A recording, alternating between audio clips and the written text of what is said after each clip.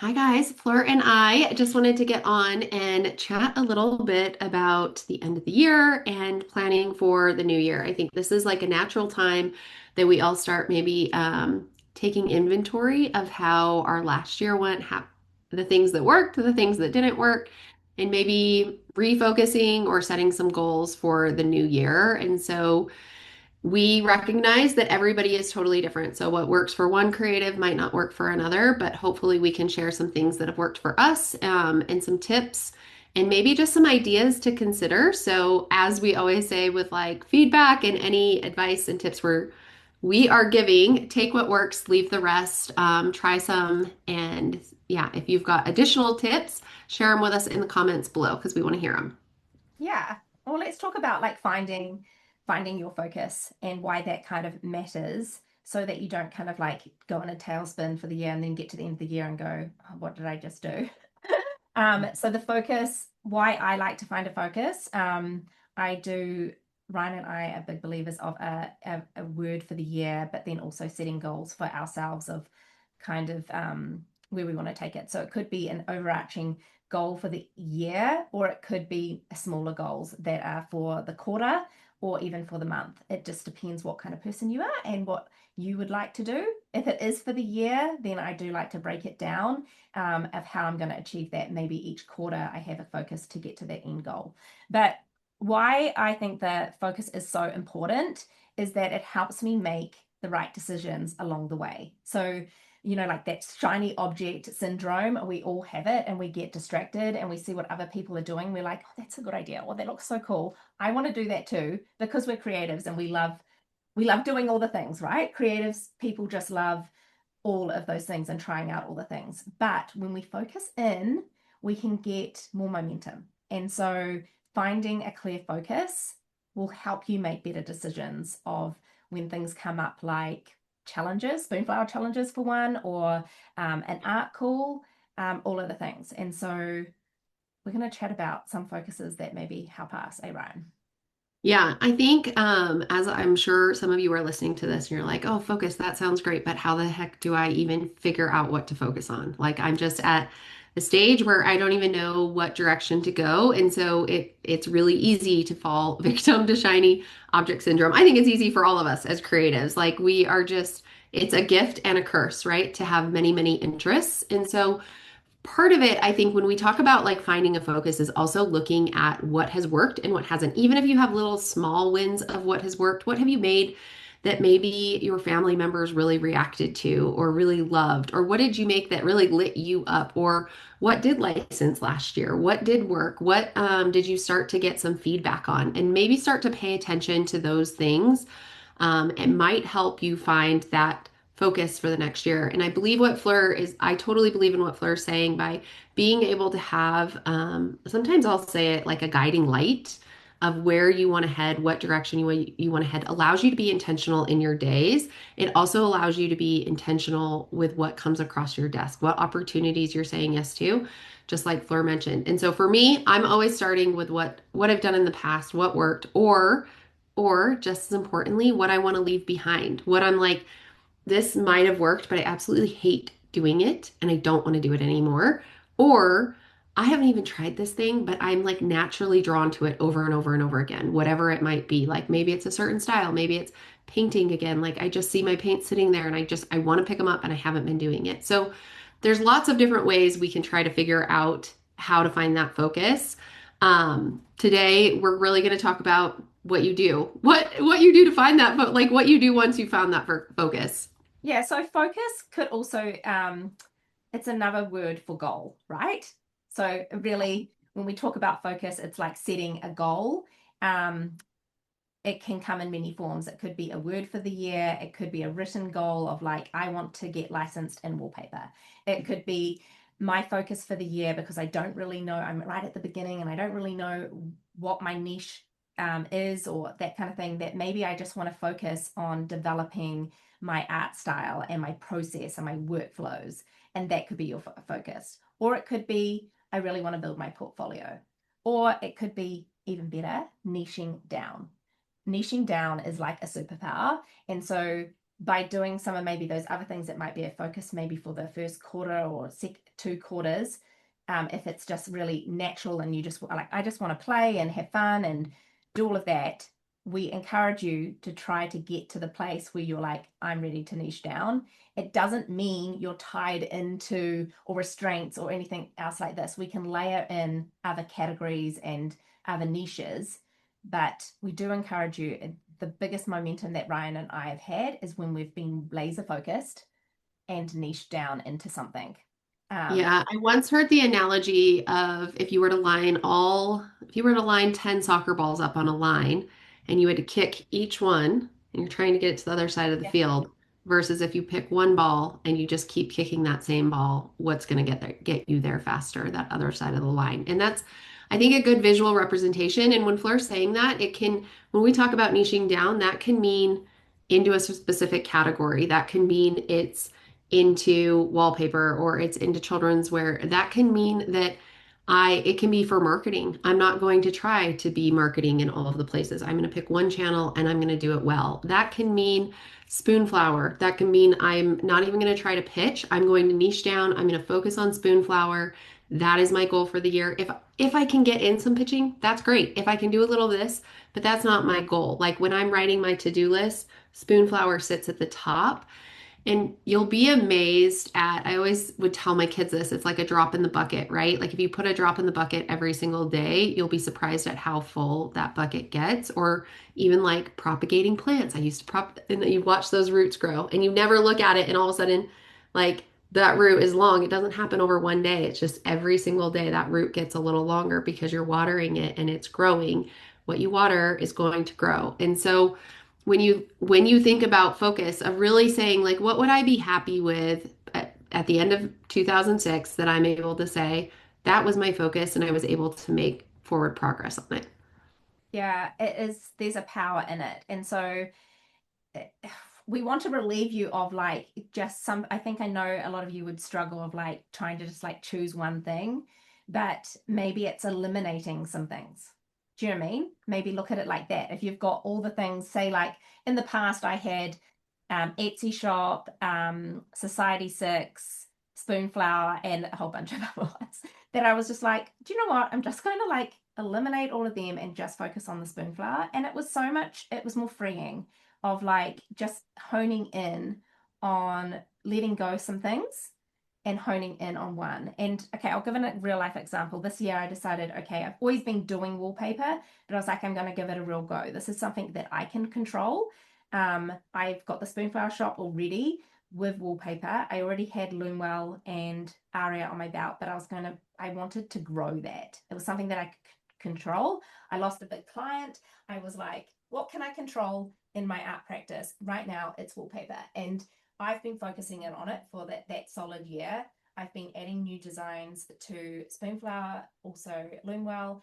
And by focusing on it, I ended up picking up 3 new wallpaper suppliers. Not all have launched, but 3 new that they came to me and I attracted that. Do you know what I mean? Also, I doubled my sales in wallpaper. And so that might not happen for all of you and stuff, but I'm just saying from my experience, what I focused in on and got laser focused, I grew. And so there is magic of what like when you give time to something, if you're doing all the things, you can't have success. It's like what Ryan was saying with the bulls. Um, Yeah. yeah.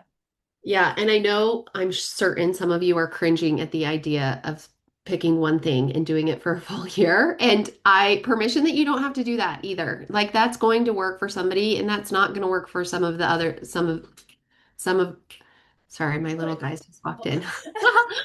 That's not gonna, this is like real life. My kid, I'm like, go. But that's not gonna work for everybody. And so oftentimes, like I will find this where I need to work on something for 3 months and I'll give myself a quarter. Like this month, this is what I'm focusing on. And sometimes it isn't even necessarily of saying a niche, it's saying, I need to build my portfolio. I'm looking at my portfolio. Where are the holes? So when opportunities come up, so whether it's an art call, what briefs am I going to do? When am I going to allow myself to skip a brief?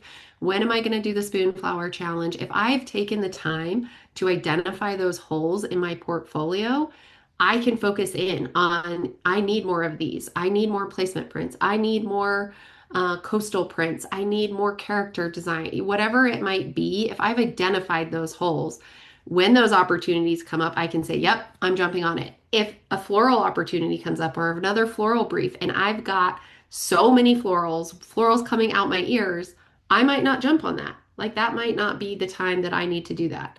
And I know that a lot of you like jump on all the spoonflower design challenges, and sometimes they're not really aligned, but you jump on them anyway.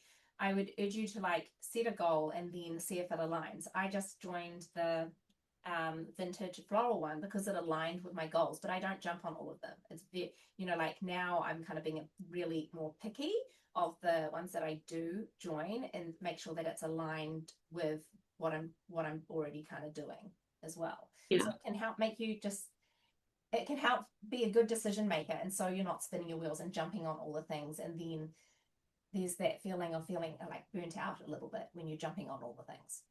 I think this, if I could sum up our entire conversation right now, it's the power of saying no to things, the power of being able to, I think it's also hard, like put your blinders on so you're not looking at what everybody else is doing because there can be this in the world in general, and especially I think in our creative, our little bubble of surface pattern designers of being seeing somebody else doing, oh, I should be doing that. Oh, I should be doing that of the clearer you can get on where you want to go and what you actually want your business to look like, what you want your art making to look like, what you want your days to look like, the clearer you can get on that, the easier it is to get there because you know what roads to take and you also know what to say yes to, and you start getting to become an expert in what you're working towards.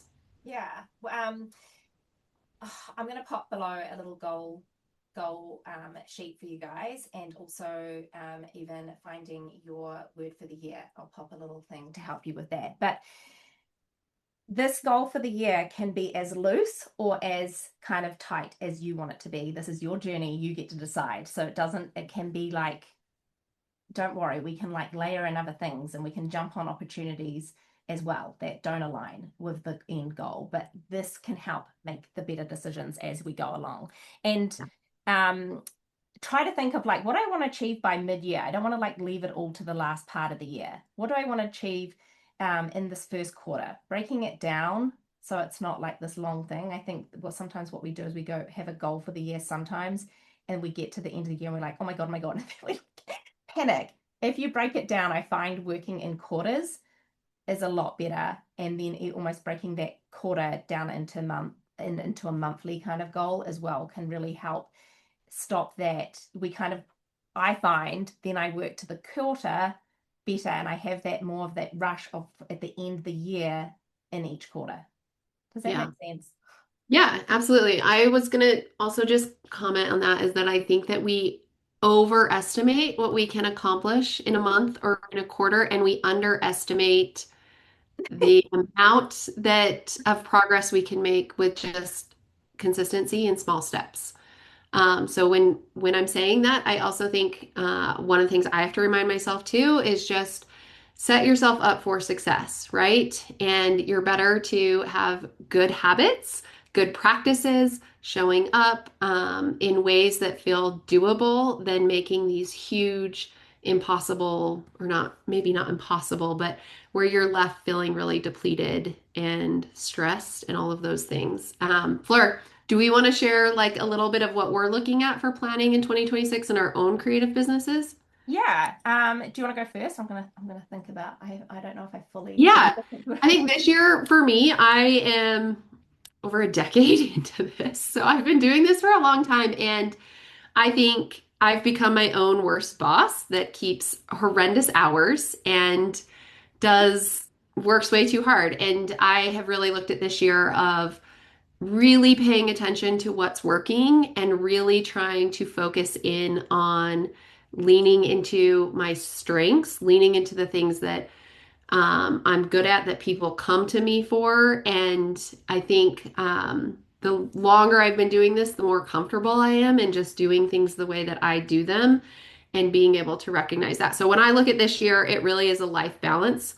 For me is I want more space. I've also realized that when I don't give myself space, the creativity gets a little not staler, I can still create, but it doesn't feel fresh and inventive and exciting. And so leaving room for that for me is important too. So I think I'm looking at more no's for sure, scaling back, maybe even cutting things that have been working to leave room for things that are exciting me right now. And then also, I have on my list for December to do a huge inventory of my portfolio of my business, of really just getting clear in all of the numbers of what worked last year, what didn't work, and where, what designs that I was creating sold and what designs that I was creating didn't sell.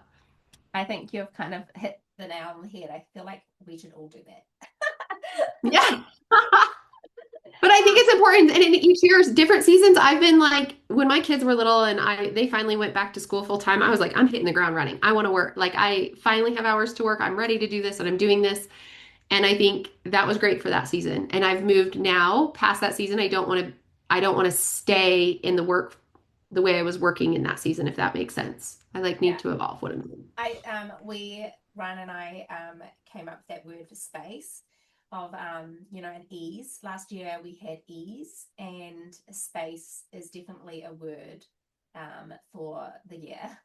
Um, just allowing then to be like natural grabs instead of just going from one thing to the next and the next. So yeah, I want to do all that what Ryan's saying, but I really enjoyed doing wallpaper and growing that this year and seeing like my efforts pay off, like seeing seeing the result of my effort. So I will be doing a little bit more of that. I also want to do more placement prints and kind of grow that side of my portfolio. There is like a huge hole there.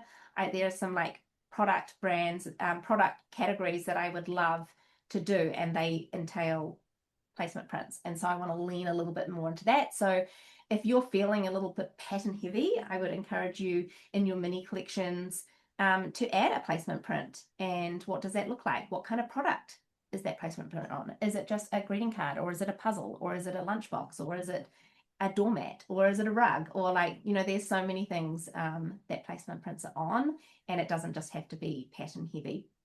So I'll be thinking about that in 2026 as well. And yeah, just having room and space to find like more exciting kind of like new partners and that kind of thing. And yeah. So Yeah. and one more thing I want to touch on is like when we come to one of the art calls that we run or our design briefs for the month, if it doesn't align and you feel like, this isn't kind of like, say if it's Halloween or Valentine's, and you're like, these things are really commercial, and Christmas, really commercial and really good money makers. But if it really just isn't you, you can skip a design brief. You could skip an art call if you feel like this is forcing a square peg into a round hole. You can skip it. Give yourself to permission. Skip it.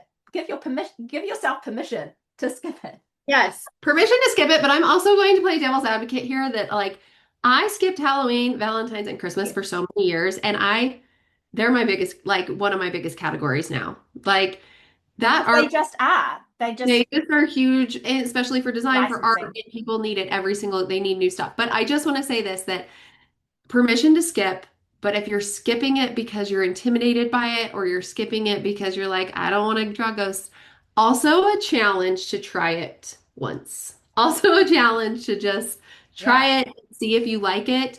I say this too, like I think we were on an art date and I said this that also the challenge when you get the Halloween brief and your focus is wallpaper to say, there are people out there who their entire aesthetic is Halloween. They are gothic, they like black, they like moody. What does their room look like? Is that velvet colors? Is it plum? You know what I mean? Like take Halloween in your category and interpret that because even if it's not pumpkins and ghosts, if you at some point down the road want to build out your house, you already have a category. Or if somebody comes and looks for it, you already have some designs that are maybe leaning that way. So permission to skip, but also thought reframes too of if you have the time and space, I know. make it work for your goal. Make it align with your goal. I remember there was someone in our community, I can't remember who it was, that said, could I just have black and white in my portfolio? And we were like, yes, but it would be good to add in some other things but Pantone color of the year is white. Like, why don't we just for Halloween just like lean into black and white? Do you know what I mean? Like, is that something that you'd be interested in instead of all this color or something? Maybe there's something there that you could just do some really funky black and white checks, and that's great for Yeah. tabletop, for party plates and that kind of stuff. Is there something there, the simpler side of Halloween instead of the cutesy and the pumpkins and the ghosts or that kind of thing? Although black and white ghosts work really well too, and black and white works well for Halloween. So Halloween doesn't Yeah. have to be for children's wear and that kind of thing. There can be other hints to it and nods to it inside home decor, party wear, and a whole bunch of other stuff. All things, even Valentine's, like the romance, the lace, the old Yeah, romantic eras. I think all of that. So my challenge to you would be find your focus. When the brief lands on your desk, see the brief, read the brief through the lens of your focus for the year. Same with the art calls. Don't be afraid to stray every now and then. Like if you're excited about something and it leans a different way or you want to try something out, that's okay. That's as creatives, that's what we like to do. But don't get lost in the shiny objects where you get to the end of the year and you're like, I've spun all year and I have very little progress to show for it. If you can really have something out there, like I said, that guiding light will help inform your decision. It'll also relieve some of that decision fatigue, which is the entire reason we started the creative briefs. So yeah, we're excited to see what you guys accomplish this year. Every year just gets better and better. And we promise if you keep showing up and you keep doing the work, staying consistency. consistent, being The, persistent. the Yeah. consistency of what we have done ourselves and what we see other members doing, the consistency pays off. It's the key to success of like, Oh, and that's why the briefs are so amazing. You kind of get like a shot of like inspiration each month, and you're like, okay, the consistency of doing and creating, building that portfolio. Showing that you're a working artist. You've got more things to like put out in the world, or like pop on your Instagram stories or on Pinterest. You've got more things to talk yeah. about and show your working progress. Also, leaning in this year, showing more of your working progress, because so much is AI. People are like, is it fake? You know what I mean? Like, how was it created? Show that process and that working stuff behind. Show your face, that you're like, make connection, build trust. This year as well is a lot of like what Ryan and I want to lean into as well. So yeah. Yeah. And I just a reminder to you, everybody, that the briefs are designed for a mini collection. And we do our annual mini collection every single year where we create those 3 designs in just 3 days. And you have the entire month to do it. So don't let it overwhelm you. Keep it simple. Remember that if you do nothing else but the briefs every single month, you are going to end the year with a ton of new artwork in your portfolio. You would also have the ability to pitch new artwork every single month. So I think when we are looking at that, like don't overwhelm yourselves by all the other options. If at the bare minimum all you did was show up and make those mini collections and they made them in line with your focus, you're going to make progress this year. Yeah. Okay, I'm gonna pop a goal form below, and I'm also gonna pop something to help you find your word for the year. So when you think of it, it will help you kind of be like, have that feeling of like how you want the year to feel for yourself, and remind you maybe of your goal, or just sometimes the our word of the year has just really helped me go, oh yeah, space. Oh yeah, that's right, I want space. Okay, let's like clear this desk and like feel that space of like, you know what I mean? And it's been Yeah. many things over the years. Like Ryan and I have had wellness, which was like trying to find the balance, but wellness was like quite a good one of like, we want to feel well. We were like never finding time to do exercise and stuff, and like that balance, but balance can be a really hard one because, all other things. Yeah. All Okay. right. Thanks, guys. See ya. Ask us any questions. We're here to help. Pop your questions below if you want to dive into this a little bit more. Yeah. See ya.